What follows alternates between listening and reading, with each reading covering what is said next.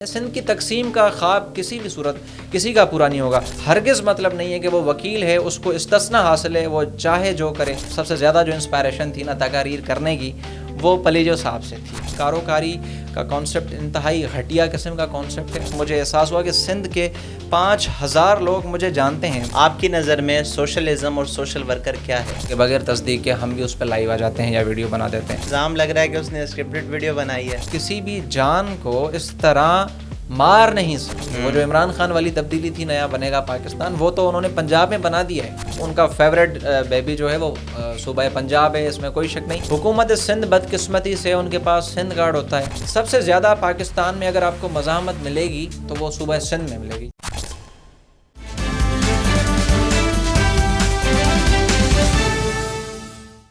السلام علیکم ناظرین, سایہ ڈیجیٹل پوڈ کاسٹ کے ایک اور ایپیسوڈ میں آپ سب کا ویلکم کرتا ہوں. آج جو میرے ساتھ موجود ہیں وہ سندھ کے نوجوانوں کے لیے ایک بہت بڑی مثال ہے جو کہ سوشل ورک میں آنا چاہتے ہیں, اپنے حق کے لیے آواز اٹھانا چاہتے ہیں. آج ہمارے ساتھ موجود ہیں مسٹر آکاش اصغر. آکاش بھائی, میں آپ کا ویلکم کرتا ہوں کہ آپ ہمارے دعوت پہ آئے, آپ نے اپنا قیمتی ٹائم دیا. سب سے پہلے میں آپ سے یہ جاننا چاہتا ہوں کہ آکاش کی کہانی, آکاش کی زبانی سوشل میڈیا پہ کیسے آیا؟ سب سے پہلے تو شکریہ انوائٹ کرنے کے لیے. اچھا, اصل میں یہ ہے کہ کچھ لوگ ہوتے ہیں ایکسیڈنٹل وائرل, کسی نہ کسی حادثے کی وجہ سے وائرل ہو جاتے ہیں, کسی نہ کسی ایشو کی وجہ سے وائرل ہو جاتے ہیں. میری کہانی کچھ اس طرح نہیں ہے, اور یہ ہے کہ میرا جو پیج ہے پہلے اس کا نام تھا Akash Asghar host and speaker, تو پھر بعد میں وہ میں نے چینج کر دیا. بہرحال یہ پیج 2018 میں میرے دوست نے بنایا تھا, اور مجھے یاد ہے کہ 2018 میں میری فیس بک آئی ڈی تھی جیسے نارملی پروفائل ہوتی ہے, تو وہاں پہ میں اپنی ویڈیوز اپلوڈ کیا کرتا تھا. اور مجھے اس زمانے میں آرٹیکلز لکھنے کا بہت شوق تھا, تو میں جو آرٹیکلز لکھتا تھا لاڑکانہ کی لوکل نیوز پیپر تھی ان میں وہ پبلش کرواتا تھا, وہاں پہ اپلوڈ کر دیتا تھا. اور اسکول میں اسمبلی میں جو اسپیچز ہوتی تھی وہ بھی میں کرتا تھا, تو ریکارڈنگ وغیرہ دوست کرتے تھے, پھر میں ان سے لے کے اپنی آئی ڈی پہ اپلوڈ کرتا تھا. تو ایک دوست تھا جس سے نہ میری کبھی ملاقات ہوئی اور نہ ہی ہمارا کوئی سلسلہ تھا اس طرح کوئی.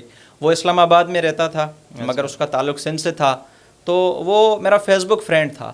تو وہ میری ساری ویڈیوز وغیرہ دیکھتا تھا, آرٹیکلز پڑھتا تھا. اس کو لگا کہ بھائی ینگ ایج میں, اس ایج میں کوئی بندہ چھوٹی سی ایج میں آرٹیکلز لکھتا ہے اور اسپیچز کرتا ہے, اور مجھے لگتا ہے کہ اس کا جو آواز ہے نا وہ سندھ بھر تک جانا چاہیے اور لوگ اس کو جانیں, لوگ اس کو پہچانیں, کیونکہ اس کے اندر جو ٹیلنٹ ہے وہ ہمیں اس کو جو ہے نا آگے لانا پڑے گا. تو اس دوست نے مجھے پھر میسنجر پہ میسج کیا اور اس نے مجھ سے میرا نمبر لیا, واٹس ایپ پر ہماری بات ہوئی. اس نے کہا کہ میں اسلام آباد میں رہتا ہوں, پڑھائی کرتا ہوں, آپ کی ساری ویڈیوز جو بھی ہوتی ہیں وہ مجھے بہت اچھی لگتی ہیں, آپ کے آرٹیکلز میں پڑھتا ہوں, مجھے لگتا ہے کہ آپ کے اندر کوئی ہڈن ٹیلنٹ ہے جو سندھ کے سامنے آنا چاہیے. تو میں چاہتا ہوں آپ کی اجازت ہو تو میں آپ کا ایک پیج بناؤں آپ کے نام سے, تو پھر آپ مجھے اجازت دیں, میں اس پہ کام کروں گا. آپ جو بھی ویڈیوز وغیرہ جو بھی ہوتی ہیں اسپیچز وغیرہ وہ مجھے بھیج دیجیے گا واٹس ایپ پہ, تو وہ میں اس پیج پہ لگاؤں گا.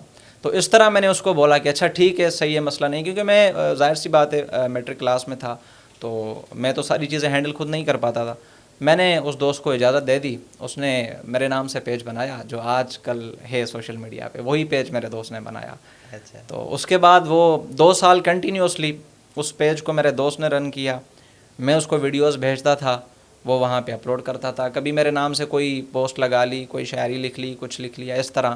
پھر جب پیج کے فالوورز تقریباً 5000 ہو گئے تو پھر مجھے ریئلائز ہونے لگا کہ یار اچھا, میں آج بھی کوئی ویڈیو اگر وائرل ہوتی ہے یا جس ویڈیو پہ کوئی 10,000 ویوز آ جاتے ہیں, 1,00,000 ویوز آ جاتے ہیں, تو میں اس طرح سوچتا ہوں کہ بھائی آپ امیجن کریں کہ 5000 بندے اگر ایک جمع پر آپ اکٹھے کرتے ہیں کسی کانفرنس ہال میں, تو آپ امیجن کریں وہ کتنے تعداد ہو جائے گی. تو مجھے ریئلائز ہوا جب میں نے پیج کے فالوورز دیکھے کہ 5000 فالوورز ہو گئے, مجھے احساس ہوا کہ سندھ کے 5000 لوگ مجھے جانتے ہیں. میں امیجن کرتا تھا کہ میں کسی کانفرنس ہال میں بیٹھا ہوں اور 5000 لوگ مجھے جانتے تھے.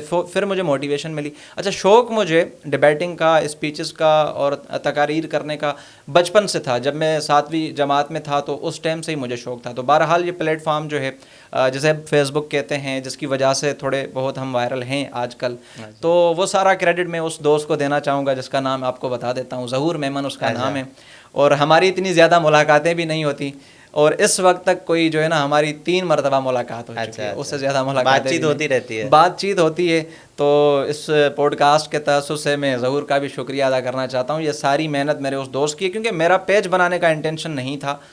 پیج دوست نے بنایا، پھر میں نے جیسے بتایا کہ 5,000 فالوور ہوئے تو پھر میرا انٹرسٹ خود ڈیولپ ہوا، موٹیویشن ملی کہ ہاں مجھے کام کرنا چاہیے. اس کے بعد پھر میں لائیو آیا کرتا تھا. آج کل تو فیس بک والوں نے اپڈیٹ کر دیا ہے، جو بھی ساری لائیو ویڈیوز ہیں وہ ڈیلیٹ ہو چکی ہیں، ورنہ تو میری بہت ساری وائرل لائیو ویڈیوز ہیں جو میرے پاس ابھی نہیں ہیں، کیونکہ فیس بک کی پالیسیز کی وجہ سے وہ ڈیلیٹ ہو چکی ہیں.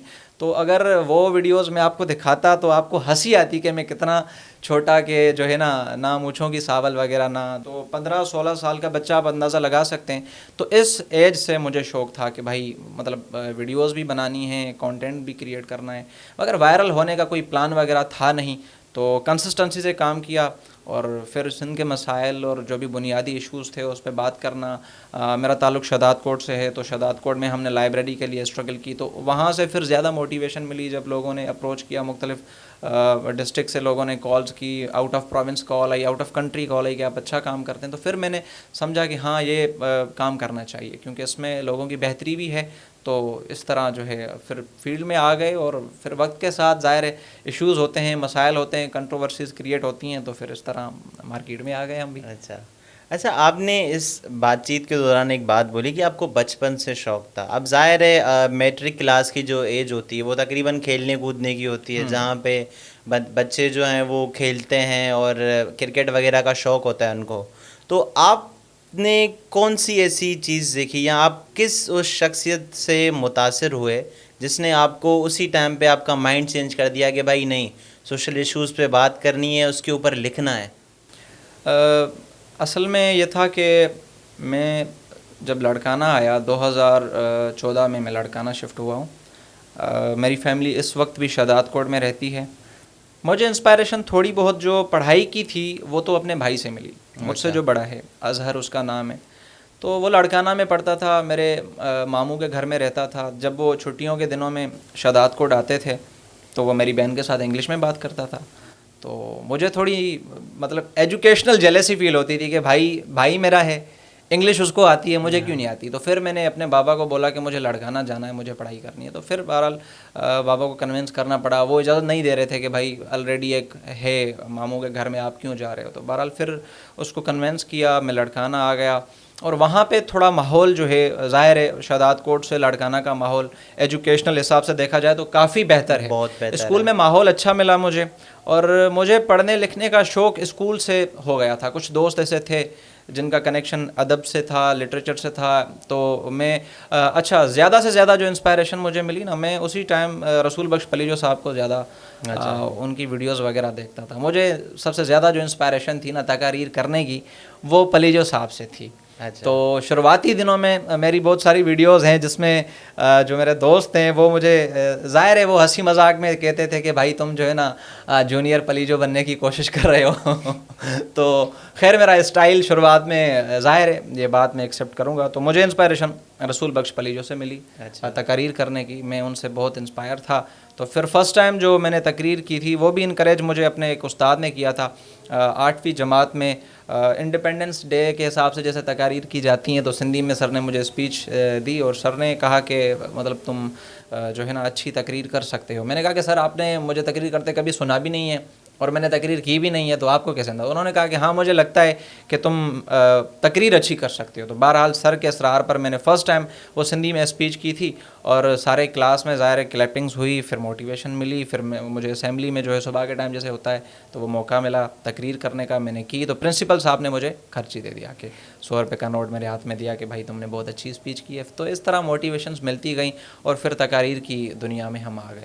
تو بہرحال انسپائریشن کا جو مین مرکز تھا وہ رسول بخش پلیجو صاحب تھا. اچھا آکاش بھائی، آپ کی نظر میں جو ہے وہ سوشلزم کیا ہے؟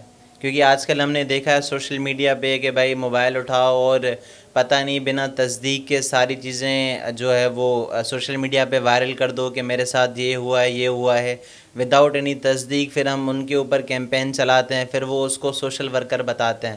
آپ کی نظر میں سوشلزم اور سوشل ورکر کیا ہے؟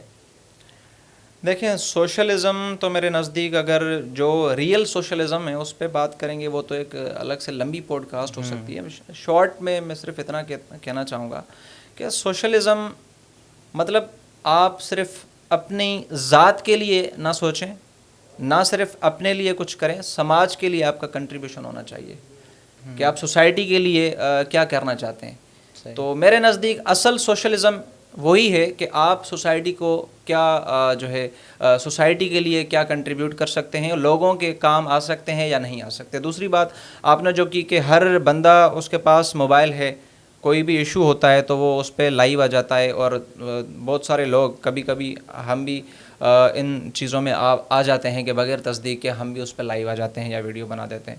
تو یہ چیز انتہائی غلط ہے, اور ایسے بہت سارے ایشوز ہوئے ہیں. ریسنٹلی ایک واقعہ ہوا تھا یہاں ڈیفینس میں, کوئی لڑکی تھی جس کے پلاٹ کا کوئی معاملہ تھا, تو اس پہ دیکھیں مطلب ہمارے جو ریناؤنڈ چینلز ہیں سندھی میڈیا کے چینلز نا, تو انہوں نے پوسٹ لگا لی اور انہوں نے جو کیپشن لکھا, ظاہر ہے جو سوشل میڈیا پہ ایکٹیو دوست ہیں ہمارے جیسے سب اس پہ جذباتی ہو گئے کہ بھائی مطلب یہ تو دیکھیں ظلم ہو گیا, یہ تو قبضہ ہوا. ظاہر ہے میں نے بھی ویڈیو رکھی اور تمام دوستوں نے رکھی. پھر بعد میں مجھے اس پہ بہت گلٹ فیل ہوا کہ بھائی یہ کیا مطلب, کیونکہ دیکھیں ہم یہاں اس علاقے میں ظاہر ہے کہ ہمارا سورس جو ہوتا ہے نا کسی بھی چیز کو کوٹ کرنے کا, وہ سندھی چینلز ہوتے ہیں, سندھی میڈیا ہوتا ہے. تو ظاہر ہے کہ جب کسی چینل کے توسط سے یہ چیز ہو جاتی ہے تو عام بندے سے ہم توقع کیا ہی کر سکتے ہیں. تو میرے خیال میں کم سے کم ایسے جو مسائل رینڈملی ایکسیڈنٹلی آ جاتے ہیں, کسی بندے نے لائیو ویڈیو بنا لی کہ بھائی میرے ساتھ یہ ظلم ہوا ہے, فلاں بندے نے میرے ساتھ یہ جو ہے ناجائزی کر دی ہے, تو کم سے کم ایک ذمہ دار ایکٹیوسٹ ہونے کے ناطے یہ ہماری ذمہ داری بنتی ہے کہ ہم پراپر اسے انویسٹیگیٹ کریں, اس کو دیکھیں, اس کے بعد ہی اس پہ اپنا موقف رکھیں. کیونکہ سوشل میڈیا کا زمانہ ہے, چاہے آپ لائیو آتے ہیں یا آپ ریکارڈڈ ویڈیو بناتے ہیں تو وہ ریکارڈ کا حصہ بن جاتی ہے. تو یہ پہلے ہوتا تھا مینیول ریکارڈ, آج کل ہے on line record, digital record, اور یہ سب سے زیادہ خطرناک ریکارڈ ہے. اور آپ نے دیکھا ہوگا کہ بہت سارے سیاستدانوں کی ماضی کی ویڈیوز لوگ اس ٹائم جو ہے وہ کمپیئر جو ہے وہ بنا لیتے ہیں. تو یہ ڈیجیٹل ریکارڈ ہے. اس حوالے سے ہم سب کی ذمہ داری بنتی ہے کہ اگر ہم سوشلزم سے تعلق رکھتے ہیں, وہ سوشلزم کی بات کرتے ہیں یا خود کو سوشل ایکٹیوسٹ کہلواتے ہیں, تو کسی بھی ایشو پر بات کرنے سے پہلے ہمارے پاس پراپر سورس ہونا چاہیے بات کرنے کا, تاکہ ہم لاجک منطق اور دلیل سے بات کریں. کہ ایسا ہی نہ کہ کسی نے آ کے ویڈیو بنا دی اور اس نے اپنے درد کی کہانی بتا دی اور ہم جذباتی ہو گئے. اس سے احتیاط کرنا چاہیے, اس سے احتیاط کرنا چاہیے.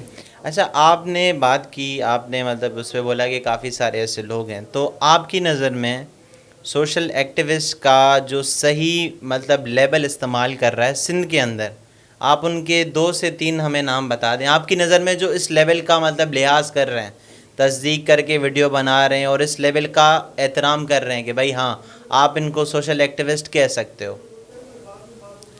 یار اب اس پہ تو میرے ذہن میں ایکٹیویزم کی اگر بات کریں گے اور ایکٹیوسٹ کی بات کریں گے تو بہت سارے نام آ جائیں گے. ٹھیک ہے, بہت سارے نام آ جائیں. پراپر جو ریسرچ کر کے آتا ہے تو اس پہ تھوڑا ظاہر ہے سوچنا پڑے گا, مگر ایک جو ہے نا مطلب کہ ہاں 2 نام میں آپ کو بتا سکتا ہوں. ایک تو ایک رند صاحب ہیں, سلطان رند ہیں. اچھا, ہاں سلطان رند صاحب ہیں, ان کی اکثر ویڈیوز ہوتی بھی اردو میں ہیں. ہاں, اور وہ ظاہر ہے کہ وہ پورے پاکستان کی آڈینس کو ٹچ کرنا چاہتے ہیں. ان سے بہت ساری کوئی میری ملاقاتیں بھی نہیں ہیں. ایک ہی ملاقات ہماری ہوئی تھی کراچی میں, جب وہ آئے تھے, کوئی ایشو تھا تو پریس کلب پر ہماری ملاقات ہوئی تھی سلطان رند سے. تو ان کا کانٹینٹ مجھے بہت اچھا لگتا ہے. ایکٹیویزم کے حساب سے وہ ریسرچ کر کے آتے ہیں, اور ان کے اکثر جو معاملات ہوتے ہیں نا وہ لائک اسکینڈل ہوتے ہیں. جیسے اقرار الحسن کسی آفس میں چلا جاتا ہے ریسرچ کر کے, تو وہ سلطان کا کانٹینٹ جو ہے نا کمال کا ہوتا ہے. اور جتنی میں نے ویڈیوز دیکھی ہیں وہ ریسرچ بیسڈ ہوتی ہیں, کیونکہ بات کرنے سے اندازہ ہو جاتا ہے کہ اس ویڈیو میں بندے نے ریسرچ کی ہے یا نہیں کی ہے. اگر دوسری آپ بات کریں گے تو عرفان بگیو صاحب, اچھا جی, تو ان کا ڈاکیومنٹری کا کام ہوتا ہے, وہ ریسرچ بیسڈ ہوتا ہے. اور آواز بڑی مشہور ہے, آواز بہت مشہور ہے ماشاءاللہ. تو وہ اگر ایشوز پر بات بھی کرتے ہیں نا, ایک ہوتے ہیں کہ کوئی ایشو ہو گیا کہ رینڈملی جو ہے نا 10 منٹ کے بعد آپ کو کوئی نہ کوئی یہاں سے نکل آئے گا, کوئی وہاں سے نکل آئے گا. ایشو ہوا نہیں ہے, 15 منٹ کے اندر آ جائیں گے. ٹھیک ہے, تو کبھی کبھار میں بھی ان میں سے ہوتا ہوں کہ ہم آ جاتے ہیں, تھوڑی ریسرچ کر کے ہم آ جاتے ہیں. عرفان جو ہے نا پراپر ریسرچ کرتا ہے, اس کی ویڈیوز ویسے تو ڈاکیومنٹری ہوتی ہیں, کمال کی ڈاکیومنٹریز ہوتی ہیں, ریسرچ والی ڈاکیومنٹریز. جب وہ ایشو پہ بات کرتا ہے تو وہ بھی ٹائم لیتا ہے, ریسرچ کے بعد آتا ہے. اور دوسرا شہناز شیخ ہیں. تو یہ تین اس وقت تک جو میرے نزدیک ہیں ایکٹیویزم میں. شہناز شیخ جس کا ابھی اس کے اوپر تو الزام لگ رہا ہے کہ اس نے اسکرپٹڈ ویڈیو بنائی ہے. کون سی ویڈیو بنائی ہے؟ یہ جو ابھی وہ ہوا تھا بندے کے ساتھ جو اس نے بنائی ہے ہاسپٹل میں, وہ اسکرپٹڈ ہے لوگ بول رہے ہیں. تو الزامات تو دیکھیں زرداری پر بھی ہیں, شہباز شریف پر بھی ہیں, سب پر الزامات ہیں, مگر ان کا آپ ماضی کا ریکارڈ دیکھیں تو ان پر کوئی ایلیگیشن میرے نزدیک تو ایسی نہیں ہے. اور وہ خیرپور کے اندر اور خیرپور کے علاوہ بھی جو بھی ان کے قریبی علاقے ہیں جہاں بھی وہ کام کرتی ہیں ان کا کام کمال کا ہوتا ہے. عرفان بگیو صاحب, سلطان رند صاحب اور شہناز شیخ, یہ تین جو ہے میں نے آپ کو نام بتا دیے ہیں کہ یہ ان کا کانٹینٹ جو ہے نا ریسرچ بیسڈ ہوتا ہے. اچھا, میں یہ جاننا چاہتا ہوں آپ کی نظر میں جو ہے وہ ہماری آڈینس کے لیے کہ یہ جو سندھ کے اندر یا پاکستان کے اندر یہ جو کاروکاری والا کانسیپٹ ہے یہ ہے کیا؟ اچھا دیکھیں, کاروکاری تو وہ ہمارے یہاں جیسے ایک گھٹیا قسم کا, دقیانوسی قسم کا خیال پایا جاتا ہے. پڑھی لکھی فیملیز بہت ساری جو ہیں جو ان کا تعلق فار ایگزامپل کسی گاؤں سے بھی ہے, اگر انہوں نے مائیگریٹ کیا ہے, انہوں نے ایجوکیشن اپنی اولاد کو بڑوں نے دی ہے, تو ان کے ذہن سے یہ خیال, غلیظ قسم کا خیال نکل چکا ہے. اب بھی وہ لوگ جو تعلیم سے بہت دور ہیں, جن میں شعور کی کمی ہے, میں نہیں سمجھتا کہ کوئی پڑھا لکھا بندہ, ایجوکیٹڈ انسان جس کو شریعت کی تھوڑی بہت نالج ہوگی, دین اسلام کی تھوڑی بہت نالج ہوگی, وہ اس قسم کی کوئی غلیظ حرکت تو کر نہیں سکتا. یہ کاروکاری اسی کو کہا جاتا ہے کہ بھائی فار ایگزامپل ہماری گھر کی کوئی لڑکی ہے, اس نے اگر اقرار کیا ہے کہ مجھے فلاں بندے سے شرعی طور پر نکاح کرنا ہے, محبت ہے, تو محبت کا اینڈ گول یا سینٹرل آئیڈیا کیا ہوتا ہے؟ نکاح ہی کرنا ہے. اور نکاح کی اجازت تو دین اسلام نے دی ہوئی ہے. تو سب سے دنیا میں اگر ہمیں اگزامپل دی جاتی ہے مسلمانوں کے لیے سب سے نزدیک اگر کوئی ذات ہے, کوئی رول ماڈل ذات ہے, تو وہ سرکار دو جہاں حضرت محمد مصطفیٰ صلی اللہ علیہ وسلم کی ذات ہے. تو انہوں نے بھی جب اماں فاطمہ کا رشتہ حضرت علی سے کیا تو آپ اندازہ لگا سکتے ہیں کہ ان سے ان کی رضا پوچھی گئی کہ قبول ہے یا نہ ہے فار ایگزامپل. تو اس سے آپ اندازہ لگا سکتے ہیں کہ ہمارے یہاں یہ دقیانوسی کچھ علاقوں میں, کچھ دیہات جو ہیں وہاں پہ یہ سوچ ابھی بھی پائی جاتی ہے کہ عورت کو محبت کرنے کا کوئی حق نہیں. اچھا, اس کو اتنا غلط کر کے پیش کیا جاتا ہے کہ کسی نے محبت کی شادی کر لی تو اب اس کو قاری بنانا ہے, اب اس کو جو ہے نا کسی نہ کسی بہانے سے لے کے قتل کرنا ہے. تو یہ جو واقعہ ہوا اس میں بھی جو بتایا جا رہا ہے کہ پہلے ان کو کنونس کیا گیا, یہ اس لڑکی نے نکاح کیا تھا یار, شرعی طور پر اس نے نکاح کیا تھا. ظاہر ہے کہ نکاح کی اجازت دین اسلام دیتا ہے. ایک ہے کہ کسی نے جا کے غلط کام کر دیا بغیر نکاح کے کیا, وہ ایک الگ بات ہے, اس کے لیے بھی قوانین موجود ہیں. آپ کسی بھی انسان کو, کسی بھی جان کو اس طرح مار نہیں سکتے. نہ اس کی اجازت دین اسلام میں ہے, نہ اس کی اجازت کسی انگلش لاء میں ہے. کہاں پہ بھی اس چیز کی اجازت نہیں ہے کہ آپ کسی کو اس طرح مار دیں. اگر کسی کے اوپر مرڈر کا ایلیگیشن ہے, کوئی بھی معاملہ ہے, سب سے بڑے میں بڑا کوئی ایشو بھی ہے, دہشت گردی کا معاملہ بھی ہے, تو سب سے پہلے آپ کو اس کو فری ٹرائل دینے کا حق ہے. تو یہاں جو ہوتا ہے وہ آپ کے سامنے ہے. کاروکاری کا کانسیپٹ انتہائی گھٹیا قسم کا کانسیپٹ ہے, ختم ہونا چاہیے. میں سمجھتا ہوں کہ بہت ساری جو ہے ہماری پاپولیشن اس چیز کو سمجھ چکی ہے. یہ پہلے تو میجورٹی میں ہے نہیں, کہ اکثر جو ہے کچھ دوست ہمیں کہتے ہیں کہ بھائی اندرون سندھ میں یہ سارے اتنے, یار یہ میجارٹی میں نہیں ہے. یہ کانسیپٹ بھی ختم ہونا چاہیے کہ ہر گھر میں, اللہ نہ کرے کہ یہ آپ کو مسائل نہیں ملیں گے, نہ ہی کوئی سندھی فیملیز کوئی اس قسم کی ہیں ساری فیملیز. تو یہ غلط کانسیپٹ ہے, بہرحال ختم ہونا چاہیے. مگر یہ ہے کہ میجورٹی میں نہیں ہے, مینارٹی میں ہے. اور یہ بھی کلیئر ہے کہ جب بھی کوئی معاملہ ہوتا ہے, جب کوئی ایشو کریٹ ہوتا ہے, تو ظاہر ہے پھر اس کو وہ ہائپ دی جاتی ہے. اور معاملہ ظاہر ہے ایک ہوتا ہے تو اس کو پیش اس طرح کیا جاتا ہے کہ کیونکہ قتل تو کسی بھی صورت قابل قبول نہیں ہے, برداشت اس کو کیا ہی نہیں جا سکتا. تو یہ گھٹیا قسم کی رسم ہے, ختم ہونی چاہیے, اور یہ شعور اور ایجوکیشن لانے سے ہی ختم ہو سکتی ہے. صحیح. اچھا آکاش بھائی, یہ سوال میں نے عدنان بھائی سے بھی کیا تھا, کیونکہ آپ لوگ جب بھی ویڈیوز بناتے ہو اور کوئی بھی سندھی سوشل ورکر یا سوشل ایکٹیوسٹ, تو وہ ایک الفاظ کا یوز کرتا ہے کہ سندھی مظلوم. سندھی مظلوم کا کیا مطلب, اس کا کیا, کیونکہ جب تک جہاں تک مجھے پتہ ہے کہ کبھی کسی نے یہ نہیں بولا کہ پنجابی مظلوم، بلوچی مظلوم، کسی کے لیے نہیں بولا. یہ سندھ کے لیے یہ مظلوم والا الفاظ کیوں یوز کیا جاتا ہے؟ اچھا دیکھیں غلام رسول بھائی کہ میں تو یہ نہیں سمجھتا کہ صرف سندھی مظلوم ہیں. میرے نزدیک پنجاب میں رہنے والے لوگ بھی مظلوم ہیں جن کے ساتھ ظلم ہوتا ہے. اچھا پوری قوم کو مظلوم اگر ہم کہتے ہیں تو وہ اس حساب سے کہتے ہیں کہ ہمارے صوبے کے ساتھ جو ناانصافیاں ہوتی رہی ہیں وہ آپ لوگوں کے سامنے ہیں. بلوچستان کے ساتھ اس وقت تک جو ہوتا آ رہا ہے وہ آپ کے سامنے ہے. میں یہ نہیں سمجھتا کہ صرف پاکستان میں جو مظلوم قوم ہے وہ سندھی ہے، بالکل بھی نہیں. بلوچستان کے وسائل پر قبضہ کسی دوسروں کا ہے تو ظاہر ہے بلوچستان کے لوگ بھی مظلوم ہیں. اور ایون پنجاب میں بھی مظلوم لوگ ہیں، کیوں نہیں ہیں. اچھا مظلوم کا لفظ اسپیشلی وہاں پہ ہی استعمال کیا جاتا ہے جب کسی بندے کے ساتھ زیادتی کی جائے، جب اس کے ساتھ کوئی ظلم ہوتا ہے. تو میرے نزدیک تو صرف سندھی مظلوم نہیں ہیں. بلوچستان میں رہنے والے لوگ جن کے وسائل پر دوسرے لوگ قابض ہیں تو وہ ظاہر مظلوم محکوم ہیں. تو ہم تو ہیں مظلوم، اس میں کوئی شک نہیں ہے. اور میں نہیں سمجھتا کہ صرف ہم ہی مظلوم ہیں. دوسری اقوام جو ہیں، دوسری قومیں بھی ہیں پاکستان میں رہنے والی جن کے ساتھ دیکھیں ظلم ہوتا آ رہا ہے، ہم تو انہیں مظلوم کہیں گے. ہمارے ساتھ تو ظلم ہوتا آ رہا ہے، وہ آپ کو پتہ ہے، تو ہیں تو مظلوم. مطلب سندھ کی جو عوام ہے وہ سب سے، اگر آپ بولیں چاروں صوبوں میں سب سے زیادہ جو ظلم ہوتا ہے وہ سندھ کی عوام نہیں، میں نہیں کہہ سکتا کہ سب سے زیادہ صوبہ سندھ کے لوگوں کے ساتھ ظلم کیا جاتا ہے. بلوچستان سے زیادہ میرے خیال میں سندھیوں کے ساتھ کوئی ظلم نہیں ہے، بلوچستان کے لوگوں سے زیادہ ظلم. اچھا آکاش بھائی، آپ نے جب میٹرک کی تھی اور آج کل کے بچوں کو بھی آپ دیکھ رہے ہوں گے جو میٹرک میں ہیں، تو اس ٹائم سے لے کے اس ٹائم تک آپ کو کوئی ڈفرینس فیل ہوا ہے کہ ایجوکیشن سسٹم میں کوئی اتنی بڑی تبدیلی آ گئی ہے یا تبدیلی آنی چاہیے جو اس ٹائم پہ نہیں تھی آج بھی نہیں ہے وہ؟ یار ایجوکیشنل تبدیلیوں کا تو مجھے اتنا معلوم نہیں ہے، مگر جو گورنمنٹ کی پالیسیز ہیں میں اس پہ اتنا کہہ سکتا ہوں کہ تھوڑی بہت میرٹ جو ہے نا وہ ہمیں نظر آتی ہے. اچھا میرٹ آتی ہے آئی بی اے کے تھرو. جو یہاں ابھی جے ایس ٹی میرے خیال میں جو بھی یہ ابھی ٹیچرز کی ٹیسٹیں ہوئی ہیں تو ان میں میرٹ ہوا ہے. ایون میری فیملی میں 4-5 نوکریاں آئی ہیں اور وہ ظاہر ہے مجھے جب میری فیملی میں آئی ہیں تو ظاہر ہے میں تو کہوں گا کہ وہ تو میرٹ پر ہی ہوئی ہیں نا، کیونکہ مجھے پرسنلی پتہ ہے اس میں ایک میری سسٹر بھی ہے. تو یہ سارا کچھ میرٹ پہ ہوا ہے. یہ کریڈٹ تو جو ہے نا موجودہ جو گورنمنٹ ہے ان کو دیں گے آپ. ہاں تو ایجوکیشنل جو انہوں نے پالیسیز ہیں وہ کچھ بہتر کی ہیں. میرٹ کا خیال ابھی کچھ رکھا جا رہا ہے. پہلے تو آپ کو پتہ تھا کہ ساری نوکریاں جو ہے نا وہ ڈائریکٹ ڈیل ہوتی تھی کہ بھائی آپ کے پاس پیسے کتنے آپ بتائیں تو اس حساب سے آپ کو اس گریڈ کی نوکری دی جائے گی. تو میرٹ کی جو لتاڑ تھی پہلے اس میں تھوڑی بہت کمی آئی ہے.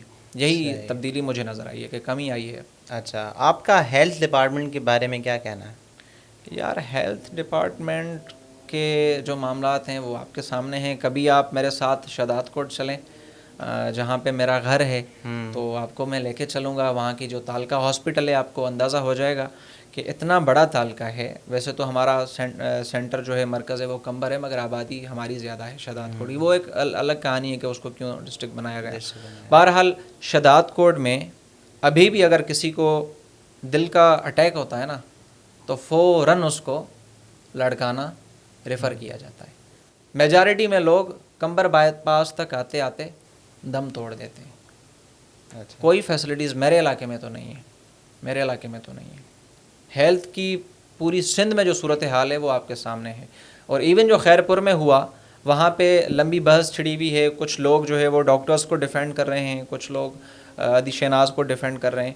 میں سمجھتا ہوں کہ دونوں کو ڈیفینڈ کرنے کے بجائے ہم سوال حکومت سے کریں. اگر بیڈ کی کمی فار ایگزامپل وہاں پہ تھی خیرپور ہاسپٹل میں بیڈ کی کمی تھی، وہاں پہ ایشو ہوا نا کہ بھائی بیڈ خالی نہیں ہے، تو بیڈ خالی نہ ہونا اس کی ذمہ داری ڈاکٹر پر عائد ہوتی ہے، ایم ایس پہ ہوتی ہے یا انتظامیہ پہ ہوتی ہے؟ ظاہر ہے انتظامیہ پہ ہوتی ہے. ڈاکٹر تو اکیلا ڈاکٹر انتظامیہ کا تو حصہ ہے نہیں. تو پوری سندھ میں ہیلتھ کا سسٹم میرے خیال میں کوئی اتنا بہتر نہیں ہوا جتنا پنجاب میں ہے. تو پنجاب کے لیے پھر یہ کہا جا سکتا ہے، لوگ کہیں گے ان کا بجٹ زیادہ ہے. یہ وہ بہرحال جو بھی ہے کہ پنجاب کی جو گورنمنٹ ہے، دیکھیں کرپشن ہر جگہ ہوتی ہے، ہر جگہ پہ ہوتی ہے. صرف پاکستان کی بات نہیں، امریکہ میں بھی کرپشن ہوتی ہے. سویلائز جو کنٹریز ہیں وہاں پہ بھی کرپشن ہوتی ہے، چائنا میں بھی ہوتی ہے. بھائی بیوروکریسی جہاں پہ ہے وہاں کرپشن چلتی ہے، چلتی رہے گی، یہ سلسلہ چلے گا. مگر یہ ہے ہاں کوئی بھی روک نہیں سکتا. مگر یہ ہے کہ آپ کو اپنی عوام کو کچھ تو ڈیلیور کرنا چاہیے. آپ کچھ تو ان کو جو ہے نا فیسلٹیز پرووائڈ کریں. مریم نواز اور ان کی گورنمنٹ سے, ان کی پولیٹیکل آئیڈیالوجی سے ہزاروں اختلافات ہو سکتے ہیں, مگر انہوں نے پنجاب میں جو کام کیا ہے دیٹس ویری امیزنگ. لوگ ان سے خوش ہیں. آپ بھی گئے ہوں گے, بہت مرتبہ پنجاب گئے ہوں, میں 3-4 مرتبہ گیا ہوں. میں صرف لاہور کی بات نہیں کر رہا, میں دوسرے اضلاع کی بات کر رہا ہوں, فیصل آباد. مطلب آپ کو تبدیلی نظر آتی ہے کہ وہ جو عمران خان والی تبدیلی تھی, نیا بنے گا پاکستان, وہ تو انہوں نے پنجاب میں بنا دیا ہے. دوسری جگہوں پر آپ کو وہ تبدیلی دیکھیں, جو صوبے کی اسپیسیفک بجٹ ہوتی ہے وہ تو گورنمنٹ کو دی جاتی ہے نا, سی ایم کو تو ظاہر سی بات ہے وہ دی جاتی ہے. جس طرح پنجاب کی سی ایم کو فنڈ ملتے ہیں, وہی فنڈ حکومت سندھ کو بھی ملتے ہیں. آپ کا اس کے بارے میں کیا خیال ہے کہ کیا پنجاب کے اوپر فیڈرل کا سایہ ہے جو کہ سندھ کے اوپر نہیں ہے ابھی تک؟ یار اس میں کوئی شک نہیں ہے, پنجاب کے اوپر تو ظاہر ہے کہ ایسٹیبلشمنٹ اور ساری چیزیں, اس میں کوئی شک نہیں ہے کہ پورے پاکستان میں سب سے زیادہ اگر پریفرنس دی جاتی ہے کسی صوبے کو تو وہ ان کا فیوریٹ بیبی جو ہے وہ صوبہ پنجاب ہے, اس میں کوئی شک نہیں. ایک اور چیز جو کہ بہت سوشل میڈیا پہ 3-4 مہینوں سے چل رہی تھی, جو کہ ایک مہاجر طبقہ ہے جو کہ یہ چاہتا ہے کہ کراچی کو سندھ سے الگ کیا جائے. آپ کا اس کے بارے میں کیا خیال ہے, کیا وہ اپنے منصوبے میں کامیاب ہو پائیں گے؟ دیکھیں, یہ کوئی ابھی کی بات نہیں ہے. یہ خیال جن کا خیال تھا یہ بہت پرانا خیال ہے, اور یہ فارمولہ دیکھیں ناکام ہو چکا ہے. اور بہت مرتبہ ان حلقوں نے کوشش بھی کی کہ اس کو ہم پروان چڑھائیں, لوگوں کو جو ہے نا اس پہ اکسائیں, اور ہمیشہ یہ سازش ہوتی آ رہی ہے. اسپیشلی جب کراچی میں لوکل الیکشنز ہوتے ہیں تو یہ کارڈ کھیلا جاتا ہے. حکومت سندھ بدقسمتی سے ان کے پاس سندھ کارڈ ہوتا ہے. جب وفاق کو ڈنڈا دینا ہوتا ہے, ان کو کوئی سبق سکھانا ہوتا ہے کہ بھائی ہمارے ساتھ اگر آپ سیدھا نہیں چلیں گے تو ہمارے پاس سندھ کارڈ ہے. صوبہ سندھ میں جو گورنمنٹ ہے پیپلز پارٹی کی, جب ان کو تھوڑا فیل ہوتا ہے کہ ہمیں کچھ کرنا ہے تو وہ سندھ کارڈ کھیلتے ہیں. ایم کیو ایم سمیت دیگر جتنے بھی لسانی گروپ ہیں, آفاق احمد سمیت جتنے بھی لسانی گروپ ہیں, تو ان کی ہمیشہ سے یہ کوشش رہی ہے کہ جب بھی الیکشنز قریب آتے ہیں تو یہ اپنے کچھ مخصوص لوگوں کو کنونس کرنے کی کوشش کرتے ہیں کہ بھائی ہمارے ساتھ تو دیکھیں بہت بڑا ظلم ہے. اگر ہم کہیں کہ ہمارے ساتھ ظلم پنجاب کر رہا ہے, وفاق کر رہا ہے, وہ کہیں کہ ہمارے ساتھ حکومت سندھ کر رہی ہے, تو یہ تو مطلب تفریق در تفریق کی باتیں ہوتی جائیں گی. یہ مسئلے کا حل بھی نہیں ہے. دیکھیں آج کل کے زمانے میں جتنا لوگ مسائل یونائٹڈ ہو کر حل کر سکتے ہیں, اتنا آپ ڈیوائیڈ ہو کر مسائل حل نہیں کر سکتے. آپ جتنا ڈیوائیڈ ہوتے جائیں گے اتنے آپ کے لیے مسائل بڑھتے جائیں گے. یہ ناکام تجربہ تھا ان کا, جو انہوں نے پہلے بھی کوشش کی, ناکام گئے. کسی بھی صورت یہ کچھ بھی کر لیں, کسی بھی صورت یہ سندھ کو تقسیم نہیں کر سکتے. اچھا, کسی بھی صورت نہیں کر سکتے. میں سمجھتا ہوں کہ سندھ کی تقسیم کے حوالے سے سندھ میں جو جذبہ لوگوں کے اندر پایا جاتا ہے وہ مطلب بڑی انتہا کا ہے. میں بیان نہیں کر سکتا کہ سندھ کی تقسیم کی بات آئے گی تو ہماری مائیں بہنیں اگر ان کو ہتھیار اٹھانے پڑیں تو وہ ہتھیار اٹھا کے باہر نکلیں. سندھ کی تقسیم کا خواب کسی بھی صورت کسی کا پورا نہیں ہوگا. یہ میں نے جیسے کہا کہ یہ کچھ لسانی گروپ ہیں, ان کی یہ آئیڈیالوجی ہے اور لسانیت پر مبنی آئیڈیالوجی ہے. میرے کراچی میں میجارٹی میں جو دوست ہیں وہ اردو اسپیکنگ دوست ہیں, وہ ہمارے بھائی ہیں.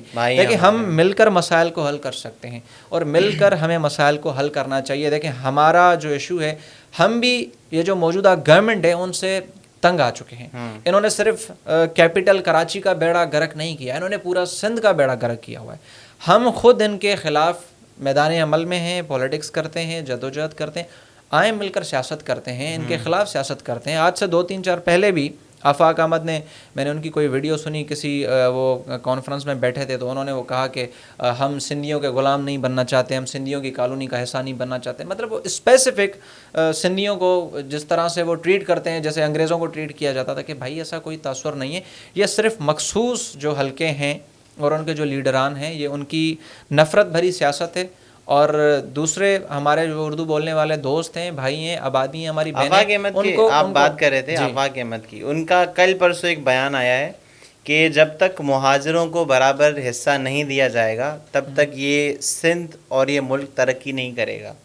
سندھ تو ترقی نہیں کرے گا, ظاہر ہے, سیدھی بات ہے.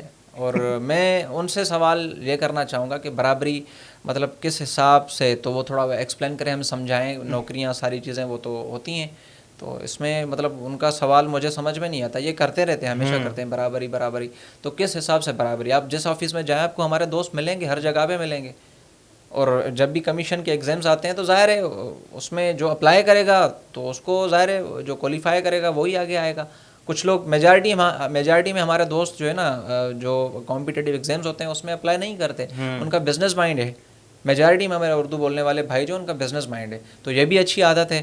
بزنس کا مائنڈ ہونا چاہیے, کاروبار کرنا چاہیے. اور ہمارے یہاں آپ کو پتہ ہے کہ ہمارے علاقوں میں لوگ تو اپنی بھینس جو ہے نا بیچ کر بھی وہ کیا کہتے ہیں کہ ہمیں پٹے والی چاہیے, پٹے والی چاہیے. ٹھیک ہے نا. تو سرکاری نوکری کا جو ہمارے یہاں کانسیپٹ ہے وہ آپ کو پتہ ہے. ویسے میں پرسنلی نوکریوں کے بہت اگینسٹ ہوں, یہی وجہ ہے کہ آج تک میں نے کوئی نوکری وغیرہ کی نہیں ہے. تو وہ ایک الگ بات ہے کہ ان کی بات بالکل صحیح ہے. ہمارے اردو بولنے والے جو بھائی ہیں جو کراچی میں رہتے ہیں, لڑکانہ میں رہتے ہیں, سکھر, حیدرآباد, جہاں بھی رہتے ہیں, دیکھیں ہمارے بھائی ہیں, ہم ان کو الگ سمجھیں کیوں؟ وہ سندھ کا حصہ ہیں, یہ بھی بات کیوں کریں کہ ان کو برابر کے حقوق دیے جائیں؟ وہ ہیں ہی بھائی اس جو ہے صوبے کا حصہ ہیں, ان کو ظاہر ہے ان کے حقوق اگر ان کا خیال نہیں کیا جائے گا تو کون سے لوگوں کے حقوق کا خیال کیا جائے گا؟ ظاہر ہے وہ ہمارا حصہ ہیں.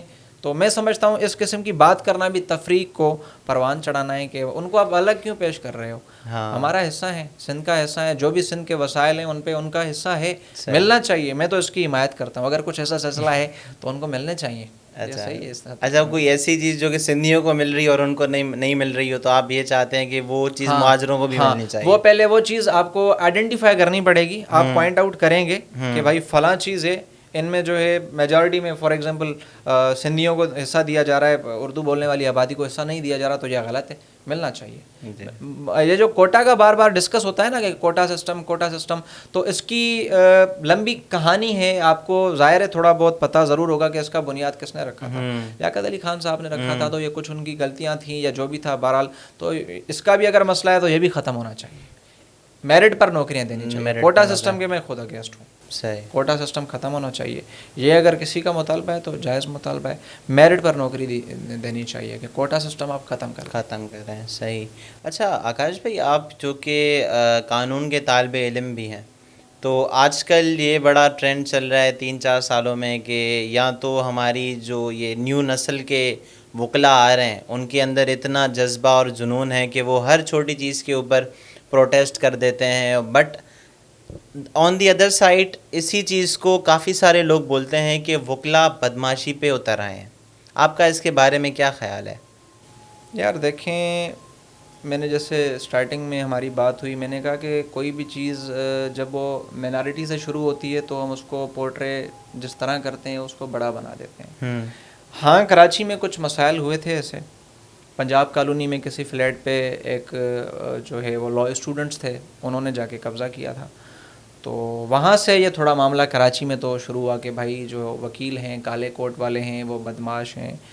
شروعات میں یہ معاملات ہوئے تھے, میں اس چیز کو مانتا ہوں. موجودہ جو سندھ بار کی کابینہ ہے, انہوں نے جو رولز بنائے ہیں وہ تمام بہتر رولز, بہت اچھے رولز بنائے ہیں وکلا کی ویلفیئر کے لیے. تو یہ کانسیپٹ ختم ہو چکا ہے.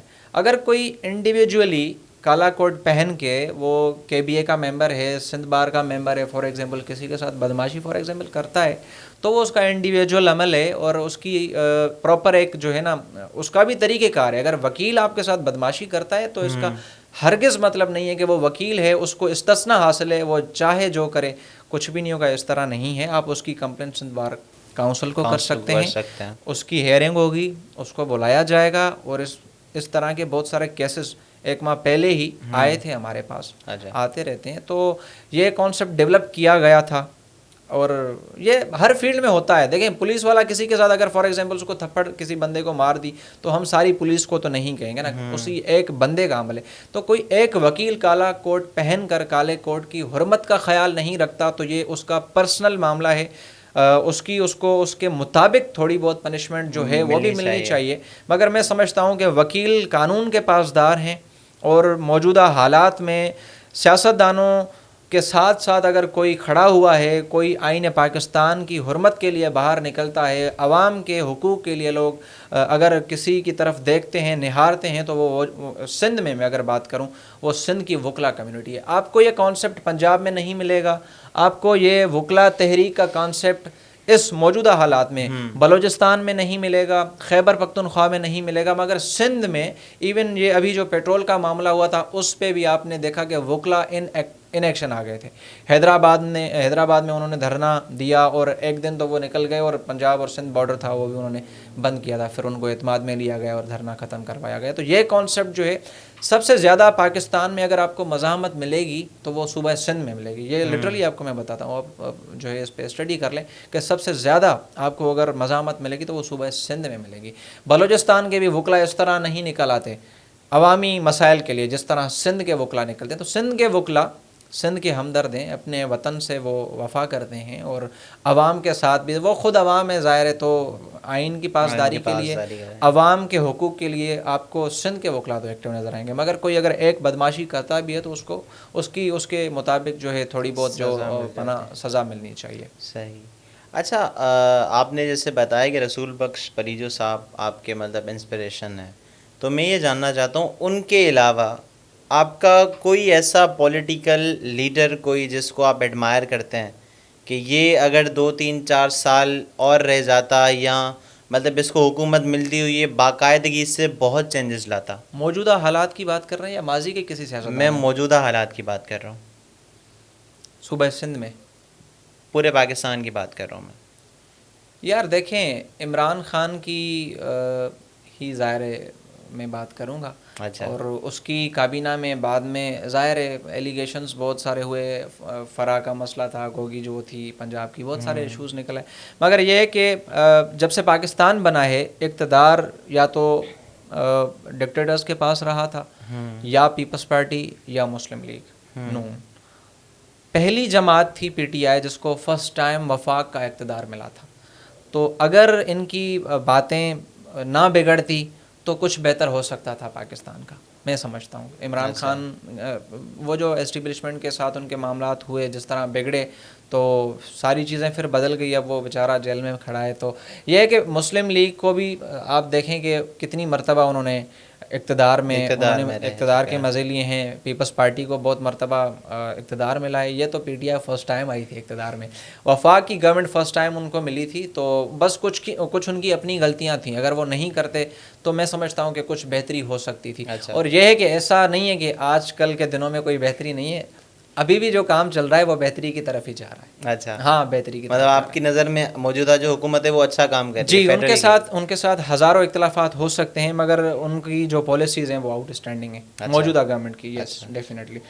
دیکھیں ہم آئی ایم ایف کے جو قرضہ تھا وہ تو مسلم لیگ نے, یہی شہباز شریف جن کی آج حکومت ہے انہوں نے وہ واپس کر دیا تھا. تو پی ٹی آئی نے کیا کیا تھا کہ وہ 2018 کے الیکشن کے بعد فوراً آئی ایم ایف کے پاس چلے گئے. تو اب جو ہم آئی ایم ایف کے قرضی ہیں نا تو وہ پی ٹی آئی کی مدد سے ہے. اچھا, ان کی وجہ سے مسلم لیگ نے یہ قرضہ اتار دیا تھا. یہ کریڈٹ بھی مسلم لیگ کو دیا جائے گا. انہوں نے 2016 میں, میرے خیال میں غلط ہو سکتا ہوں, 2016 میں انہوں نے آئی ایم ایف کا جتنا قرضہ تھا وہ اتار دیا تھا. ہم فری ہو چکے تھے آئی ایم ایف سے. تو پھر پی ٹی آئی کی بھی تھوڑی غلطیاں تھیں, ظاہر ہے, اس میں کوئی شک نہیں ہے. صحیح. اچھا, اگر آپ کو اس صوبہ سندھ کا سی ایم بنایا جائے صرف ایک دن کے لیے تو آپ کون سے ڈپارٹمنٹ کو بہتر کریں گے اور وہ بہت ضروری ہے؟ آپ کون سے چینجز کریں گے؟ سب سے پہلے اس وقت جو سندھ میں کام کرنے کی ضرورت ہے میرے نزدیک 2 اہم ڈپارٹمنٹس ہیں. ایک تو ایجوکیشن, دوسرا ہیلتھ ڈپارٹمنٹ. اچھا, اس پر نو کمپرومائز. کسی بھی سوسائٹی کو آپ کو بہتر بنانا ہے تو آپ ظاہر ہے آپ اپنی کمنگ جنریشنز کو جب تک شعور نہ دیں گے اور ان کو معیاری تعلیم نہ دیں گے تو ظاہر ہے تبدیلی کا آپ خیال اپنے ذہن سے نکال دیں. تو اگر ایسا کچھ ہوتا ہے کہ سی ایم بنایا جاتا ہے تو سب سے پہلے تو میں ایجوکیشن اور ہیلتھ ڈپارٹمنٹ پہ کام کروں گا. اچھا, آخر میں یہ چاہتا ہوں کہ کیونکہ آپ سوشل میڈیا پہ بھی بہت زیادہ ایکٹیو ہیں, ہمارے جو سندھ کے نوجوان یا پاکستان کے نوجوان سوشل میڈیا پہ آنا چاہتے ہیں تو ان کے لیے اگر آپ کچھ ٹپس بتا دیں. اچھا, بہت سارے نوجوان پرسنلی بھی مجھ سے رابطہ کرتے ہیں, کالز کرتے ہیں, میسیجز آتے ہیں. ظاہر ہے کہ آپ کو لوگ دیکھتے ہیں, جب وہ آپ کو فالو کرتے ہیں, لائک کرتے ہیں تو آپ سے محبت بھی کرتے ہیں. تو اکثر نوجوانوں کا مجھ سے یہی سوال ہوتا ہے کہ سر آپ وائرل کیسے ہوئے, آپ کا کانٹینٹ وائرل کیسے ہوا. تو وہ تو میں نے اسٹارٹنگ میں آپ کو بتایا, اس میں دیکھیں ٹائم لگتا ہے. تو میری تمام ان نوجوانوں کے لیے سمپل نصیحت یہی ہے کہ کسی بھی کام کو کامیاب بنانے کے لیے وقت درکار ہوتا ہے. اچھا. وقت لگتا ہے. آج کے نوجوان اتنے مطلب وہ جذباتی ہیں کہ 5 دن آپ نے مسلسل ویڈیوز ڈالی اور وہ ویڈیوز وائرل نہیں جاتی, موبائل پھینک دیں گے کہ بھائی مجھے تو کام ہی نہیں کرنا. 5 دن مسلسل میں نے اتنی بڑی ویڈیوز بنائی ہیں اور اتنی بڑی پوڈ کاسٹ کی ہے, فار ایگزامپل گھنٹے کی, یہ تو وائرل ہی نہیں جاتی, تو میں کام چھوڑ دیتا ہوں. یہ مایوسی نوجوانوں کو خود سے نکالنی ہوگی. تو میں ان تمام نوجوانوں کو صرف اتنا کہنا چاہتا ہوں کہ اگر آپ مجھ سے یہ سوال کرتے ہیں تو میں تو اپنی کہانی بتاؤں گا. میں 2018 میں سوشل میڈیا کی دنیا میں نے قدم رکھا ہے, اور میرے خیال میں 2022 یا 2023 میں ہم تھوڑا بہت وائرل ہونا شروع ہوئے تھے پراپرلی, جسے ہم کہہ سکتے ہیں کہ بھائی یہ بندہ ٹرینڈنگ میں ہے. تو ویڈیوز تو چلیں 2020 اور 19 میں بھی چلتی تھی, مگر ہم ٹرینڈنگ میں نہیں تھے. میں ٹرینڈنگ میں 2021 یا 2023 میں آیا ہوں, تو ابھی 26 چل رہا ہے. تو مجھے تقریباً 8 سال لگے ہیں اگر کانٹینٹ کریشن میں ٹرینڈنگ میں آنے کے لیے, وائرل ہونے کے لیے. اگر مجھ جیسے بندے کو فار ایگزامپل 8 سال لگ سکتے ہیں, ہو سکتا ہے آپ کو 8 ماہ لگیں, 8 دن بھی لگ سکتے ہیں, مگر یہ ہے کہ کنسسٹنسی سے کام کریں, کوالٹی کانٹینٹ کریٹ کریں. ہمارے یہاں میجارٹی میں لوگ کیا کرتے ہیں کہ اپنا پیج بنا لیا, اپنے نام سے بنا لیا, ویڈیو آپ کی رکھ لیں گے. ویڈیو کسی جو ہے نا وہ میڈیا آرٹسٹ کی اٹھا کے وہ حیدر قادری کی یا کسی ہمارے دوست کی وہ لگا لیں گے, آپ کی لگا لی, میری لگا لی, اور ایکسپیکٹیشنز یہ لگائیں گے کہ میرے پیج کی ریچ بڑھے. بالکل بھی نہیں. آج کل جو پالیسیز ہیں فیس بک کی وہ اتنی سخت ہو گئی ہیں کہ آپ کا کانٹینٹ اگر آپ کا اپنا جینین کانٹینٹ نہیں ہے تو وہ ان کو وائرل نہیں کرے گا. الگورتھم اس طرح کام کرتا ہے کہ آپ کا جینین کانٹینٹ ہوگا, آپ کا ریئل کانٹینٹ ہوگا, وہ بھی کوالٹی والا کانٹینٹ ہوگا, وہ آٹومیٹک ایک نہ ایک دن کسی وائرل اس ٹرینڈنگ میں چلا جائے گا. تو کنسسٹنسی سے کام کریں, مایوسی کا خیال اپنے ذہن سے نکال دیں. وقت لگ سکتا ہے وائرل ہونے میں, 8 ماہ بھی لگ سکتے ہیں, 2 سال بھی لگ سکتے ہیں, 1 سال بھی لگ سکتا ہے, مگر یہ ہے کہ آپ کے اندر کنسسٹنسی ہونی چاہیے اور کانٹینٹ اس طرح کا لے کے آئیں جس کی سوسائٹی میں ڈیمانڈ ہے. غیر ضروری کانٹینٹ بھی نہ ہو, ڈیمانڈڈ کانٹینٹ لے کے آ جائیں. آپ ہو سکتا ہے سال کے اندر وائرل ہو جائیں گے, سال کے اندر بھی آپ وائرل ہو جائیں. سب سے پہلے تو جزاک اللہ, آپ ہماری پوڈ کاسٹ میں آئے. ہمارے ساتھ موجود تھے آکاش اصغر صاحب. ہم حاضر ہوں گے پھر دوبارہ کسی اور گیسٹ کے ساتھ. تب تک کے لیے اللہ حافظ.